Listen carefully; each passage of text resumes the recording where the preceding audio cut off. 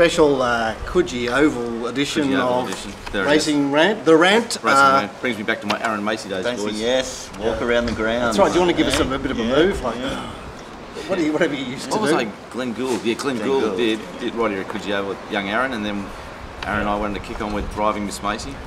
Good times. He's a good lad, young Aaron. All right, so this is Studio 2 for The Rant. We're obviously talking about Rosehill last Saturday.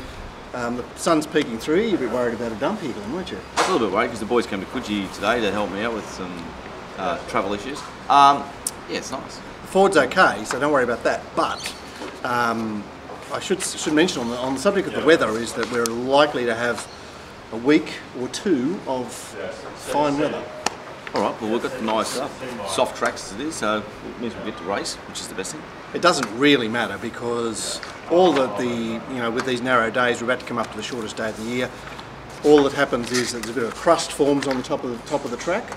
Right. Race 1 gets into it and bomb. We saw it at Canterbury last Wednesday. The first winner got up the inside, thereafter it was down the outside. And I'd suggest that you should be looking out for that in these meetings. Where first use of the track is not a good guide to the likely bias. Wow, what a great call that is. Yeah, that is good. I watched a few races yesterday at Musselbrook, boys. Did you see a few races? The clods were coming up this big, so they did well getting through the meeting up there, but I know they're the Bush Brigade of riders. And I was too busy at soccer. Magnificent result on the weekend. And by the way, last week of suspension as well. No one cares. A team had beaten us 5-0 2 games in a row, and we knocked them off 3-1 yesterday. So what was the betting? You would have been 10-1. I was trying to get a bet on. Yeah, I'd thrown the first two. When you put a bit of soup in, put a bit of soup in them during the week. Yes, I did. Can you run down a rocket? I suppose you can. Oh, you wouldn't believe it. We've got no mics today. And look at this. Oh, we're about to start a lawnmower. Jeez, we've had no luck here again. We've had no luck at all. But anyway, Rosehill, was there any bias? Like all the winners came from, they came down the centre of the track. But I think coming down the centre, we saw Leopari get up under the guts of him. Great ride by Huey. Great ride by Huey in what way? What, to persuade it to get the leader, get the favourite up the inside? Well, yes, because the favourite looked the most ridiculous price of all time there at $2.20 or $2.10, even though it had a great chance. But just great to see horses extremely under the odds at this time of year getting knocked up by all the boys seeming to have a go. It ripens up. I'll give you an example. We've got Leopari with Huey lifting it to beat Mossendale, which looked to have the race won. And then later on we had young Timmy, who doesn't like me at the moment, that's alright. Collateral? Well, his ride, he's had 3Ds throughout. He searched after Huey's on this cars off, which seemed a ridiculous price of even money. 10, 20 years ago, that sort of money just told you it had a bit of start and everybody was a little bit, how can you put it? Not there. There was Tim coming hard as nails after Huey, lifting him again there. And if you watch the head-on at the 300, every rider in the race, there's cars off and there's Timmy and there's every run in the race, and it's just everyone's going to the line trying. It warms your heart to see all the boys having a go and racing to be so clean and fair at the moment. All right, so it was suggested to me that Karzoff didn't actually have the physique to beat even money at that point. He didn't. It was a very small time, surprisingly small. It's a very talented horse. It's like a where small does it go? But I mean, it's harder to go too much. You couldn't go more than 6-4, 2-1 on it because there's only 2 chances in the race. Now, you said that after the race, Gord. I don't like how you say that. Gord did claim there was 2 chances before the race as well, but nonetheless, you can't say other horses are no. It was suggested to me that, but it's worked out that way. I mean, Speed Hero 16-1 to run third. Is it no chance? Yeah. No chance. It can run a good third, but it's not going to win. Springboks Flyer, who has a SP $31, and full credit to the Betfair punters there betting 80s about it. Man, that was an amazing odds on Betfair with Brent and Bill. But are they no hope? Yeah. But this is my thinking. My thinking is those horses can run a good race and come a place, but one of the 2 other ones. I'm trying to grab some of the clarity you have, and I'm sure punters would like, because I can't say ever that something's no hope. I mean, I can if it's like 201 at parades like a skunk, but if something's 20s, I respect the market enough to say, well, this is this might be a 25-1 chance. You say no hope all the time. Yeah. Which I wish I could get. All right, but where to for Karzoff? Because he appeared to have everything made to order. Like Collateral actually had. Was he second up the other day, Karzoff? Yeah, he was second up. So he's going to be improved. No, but I mean, what did he look like in terms of second up? Small. He's not going to grow. Yeah, he's not. Of course, he's not going to grow. He might thicken out, but he won't get taller.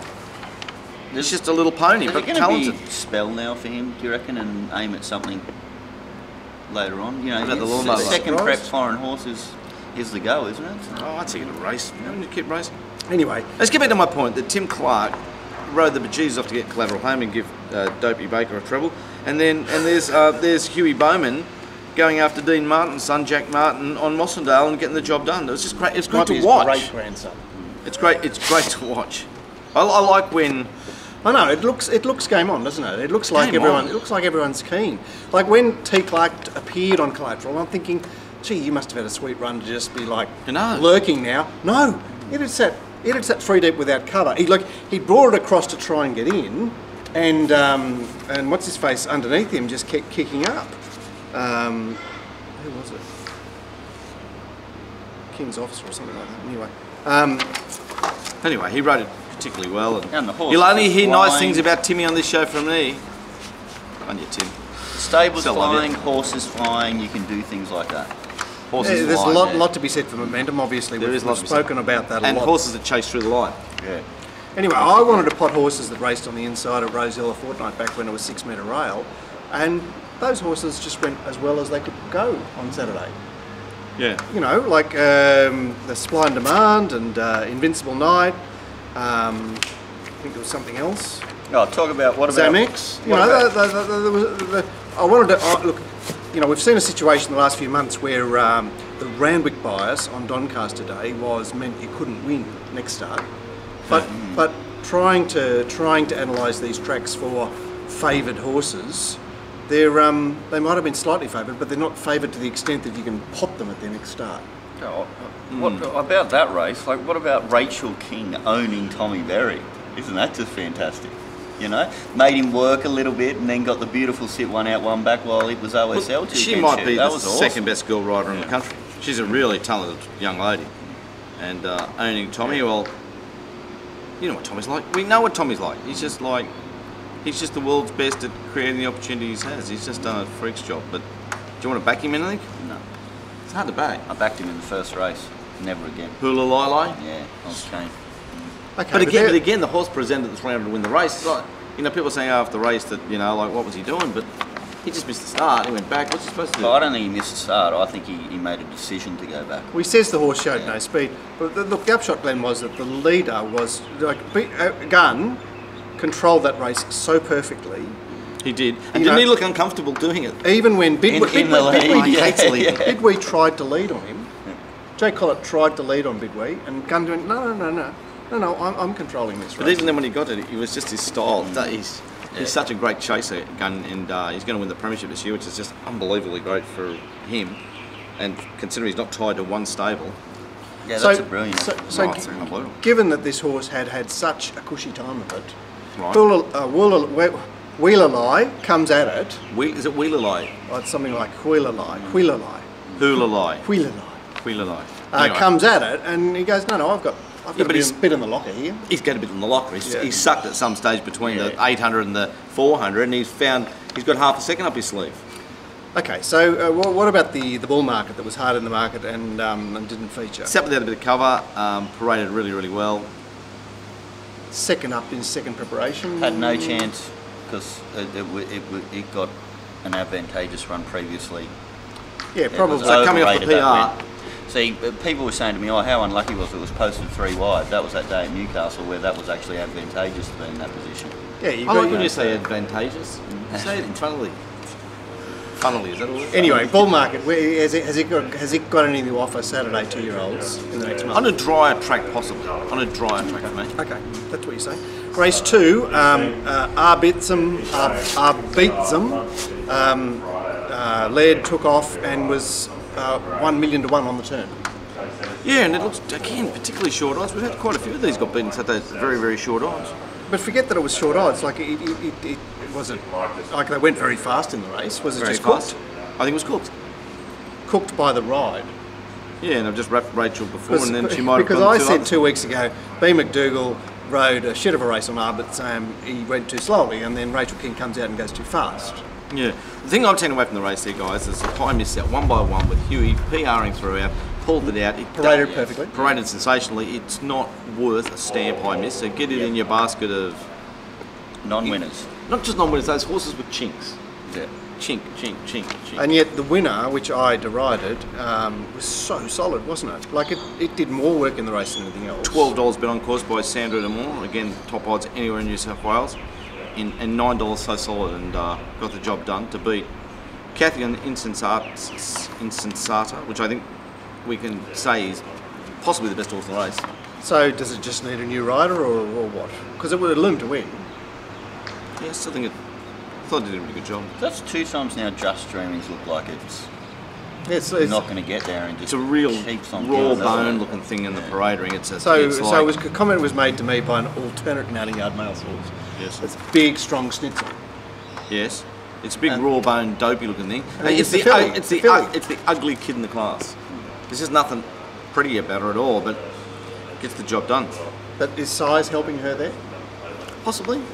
I saw a perfect example of size during the week on the Thursday, guys, where a horse won first up, not in its top, but in great order, Bolero King, but walked past him, and it was just like a foot taller than everybody. It looked like the under-9 kid playing in the under-6s in the rugby union. If you give him the ball, all he has to do is balance up and he'll just run over the top of everybody. And in the run there was Corey Steer, and there was 2 or 3 back, and a little bit, and off the bridle, and I was on it, and I'm going, Corey, at the top of the straight, just don't move and balance up, and then Corey comes and he balanced up and the horse went. Just, Wow. It was fantastic. It was That's just a- all physicality. And I remember thinking in the run, you're off the bit, you're not chasing, you're not handling the bend well, but don't hit it, Corey, don't hit it. Just head down and the horse will glide along, and that's exactly what happened. So it was a real he mounting won up. that race on talent, but would you say that it was disadvantaged first up, and that it's got a lot more to offer? A lot more to offer, Bolero King. Second day, Saturday, it resumed up a monster spell there. It only had one preparation. Well, the wind's soft the last 300 if you're just gliding to the line under balance. Wait till you get third up at Randwick, coming down the outside, whooshka. Bolero King, so nice little. Yeah. The highway race was was dominated at the end by a horse with way too much talent for them, despite being in a disadvantageous position. In the worst, you hardly ever see a field separate and a horse being able to come from behind. Yeah. It's just so rare. It was an awful. Yeah. So, see, Matthew Dunn strikes me as the sort of person that just won't bring that down for regulation racing. He'll run it in Brisbane, for example. Yeah, he's running in some decent race in 2 weeks' time up in Queensland. Too Right. good, Matthew Dunn. Well, we can't bag his formula. He's won about 11 highways. Well, and these horses are going around everywhere making big prize money. I think that the proximity to Brisbane with the Gold Coast, that somehow, What's he trying to Moorlambar, isn't it? despite the fact that he can run his horses at Ballina, which is surely no good. Remember when the highways started?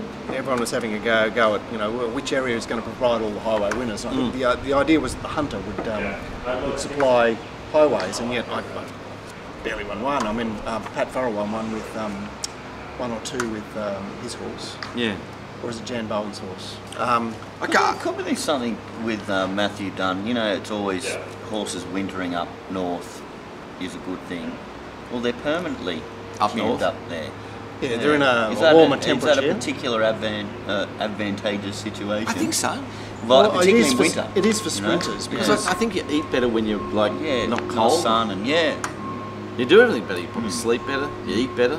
You definitely sleep better. It makes sense. Mr. Marmalade got the race run to suit and was second up and hard in the market. Is there anywhere to go for him? Don't think so. Mermaid was hard in the market. I don't know what off.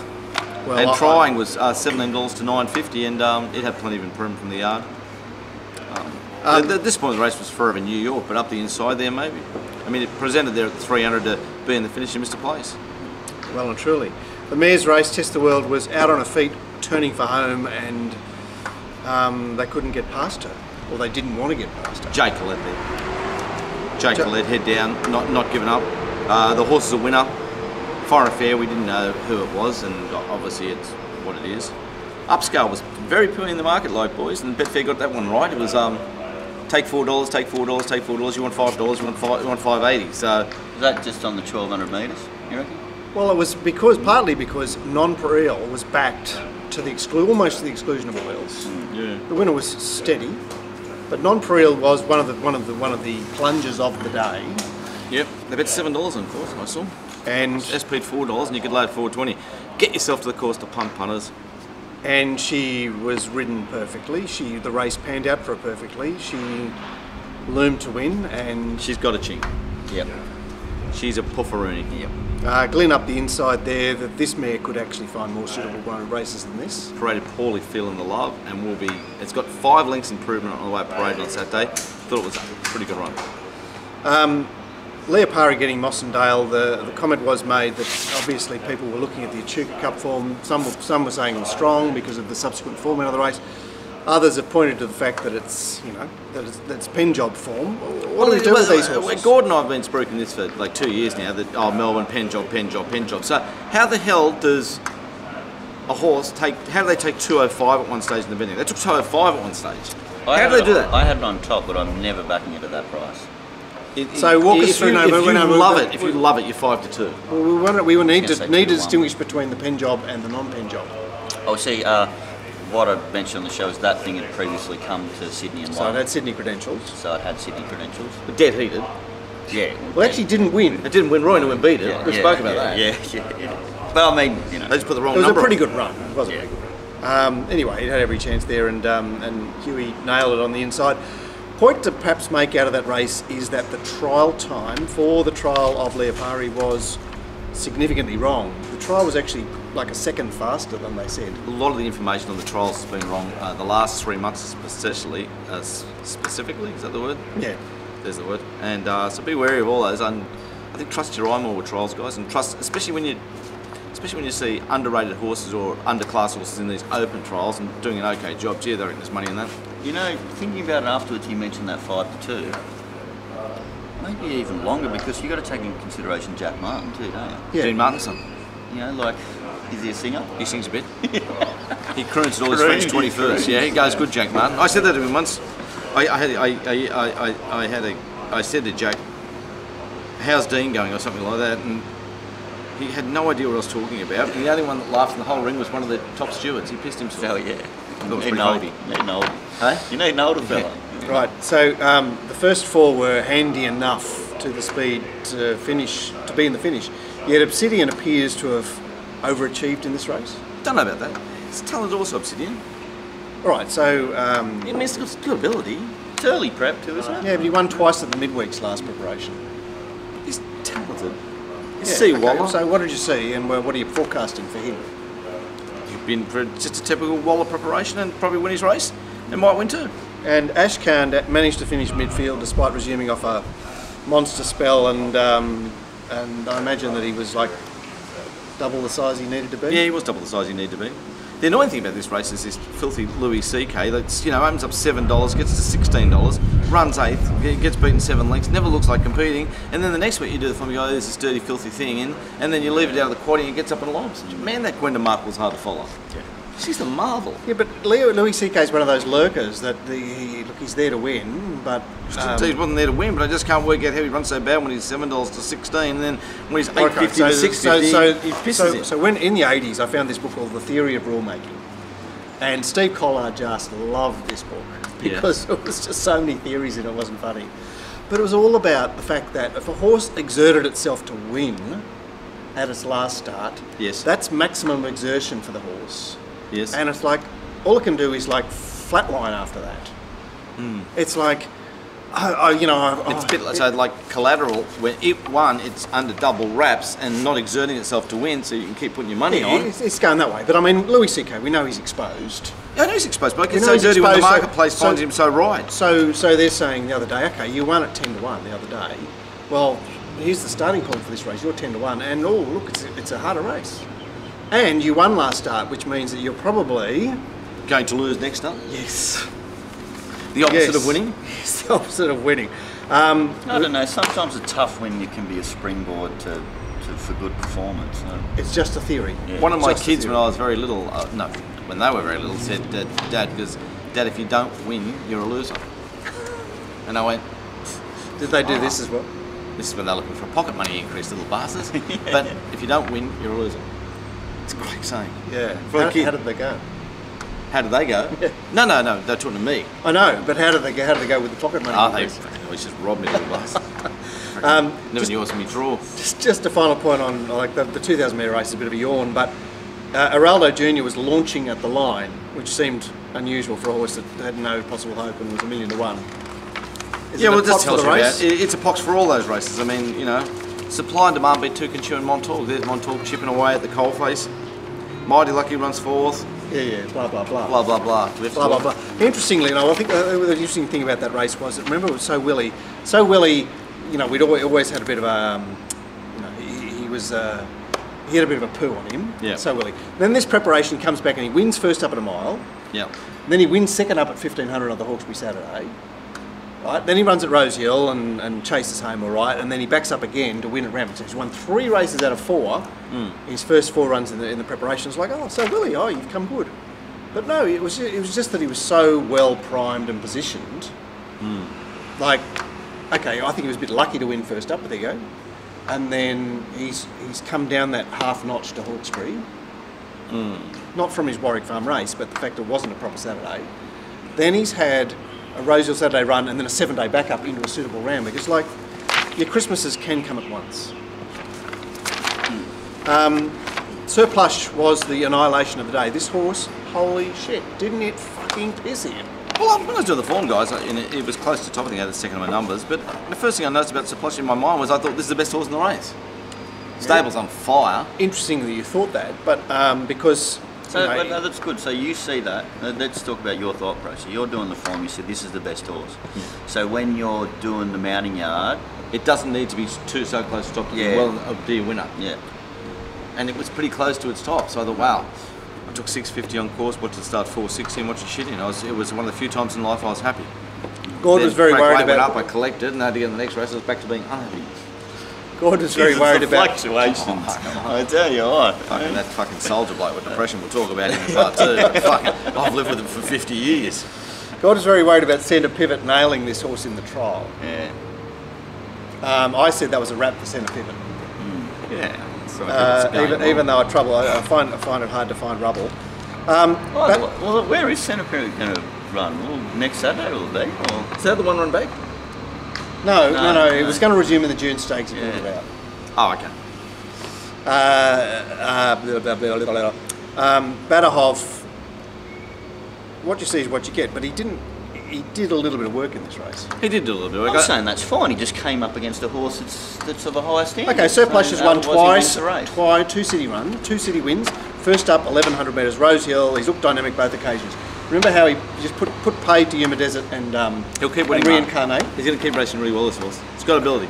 Because he was the winner of the day. It was a race where I sent him out a bit like Gord. I tipped Badahos to beat Surplus. I thought there was 2 winning hopes. Fickle Folly was so hard in the market. Well, it's a highway horse, isn't it? It's a highway horse with Kathy at 440. Good luck punters. Anyway, it did run 3rd and it beat the others comprehensively.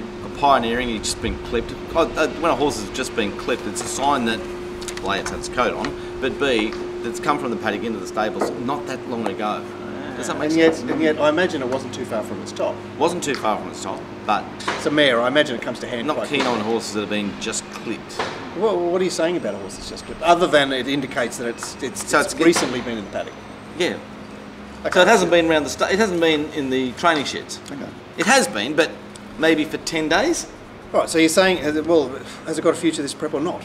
It's pioneering. What you see is what you get. It's it's a Saturday horse. It's going to be in benchmark 65s and 72s and whatever. All right. Magic Alibi had a very unkind run in the race. Has it got any hope? Looked a bit above itself. It's a nice horse. No trial, was it? No trial. Yeah. Second trial gave herself up there a little bit. She's a Wednesday horse. Jesus Christ. Well, barely a Wednesday horse. He'll save you, they tell me. Who's that? When you say Jesus Christ. I'm getting really religious this year.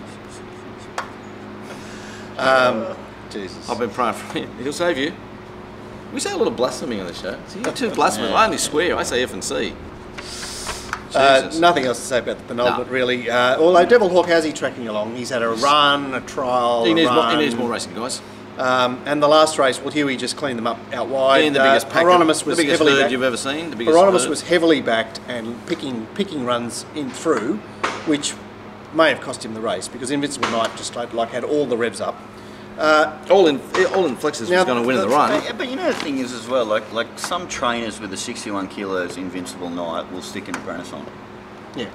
And you know what? It'll maybe be the difference. It'll be the difference, you know what I mean? So Huey goes on, gets the job done. They put an apprentice on that, it doesn't win. You know, forget about the fucking weights, people. Yeah, forget about the weights. Yeah, well, we'll be labouring on long and hard about that. Well, they've been talking about that for 10 years. The pen job horse in the race, in the last race, heavily backed, gun on board, Pakea Prince. Nobody liked it, and yet someone liked it enough to back it. And there it was, 3 wide outside the lead, fast pace, and has just been beaten. Yeah, just been beaten. But you know, let's look at the rest of the names all around. It's just like, it's what it is. All right, so, game, making ground. Right. So Francesco resumed there from Newnham. Has it got any hope in life? It was on the inside. Is Mark's horses going that well at the moment? It was on the inside there. Didn't get beaten far. Fucking, excuse me for swearing.